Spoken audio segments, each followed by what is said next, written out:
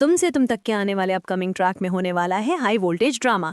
क्योंकि अब आर्यवर्धन और मीरा के बीच में कुछ ऐसी चीजें होने वाली हैं जिसको देख अन्नू के दिल में होगा एक बहुत ही बड़ा हाहाकार।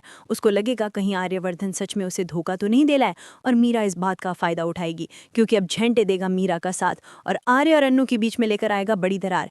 झंटे पहुंच जाता है आर्या की माँ के पास और कहता है, झंडे बताता है कि आर्य और मीरा के बीच में क्या गलतियां हुई हैं, क्या बातें हुई हैं और क्या करा था मीरा ने अन्नू के घर पे पैसे रखवाए थे।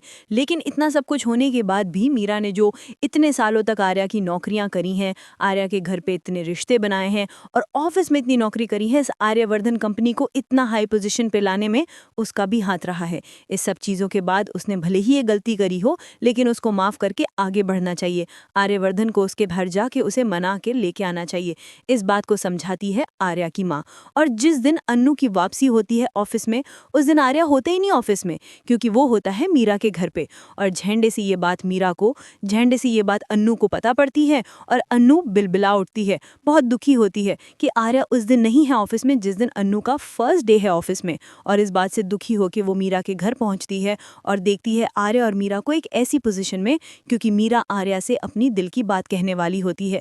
वो कह देती है आर्या से अपनी दिल की बात और आर्या झेप जाता है, सोचता है कि अभी मैं क्या जवाब दूं मीरा को। मीरा मेरी बहुत अच्छी दोस्त है, लेकिन मैं प्यार तो अन्नू से करता हूं और अन्नू ने ये सब होते देख लिया।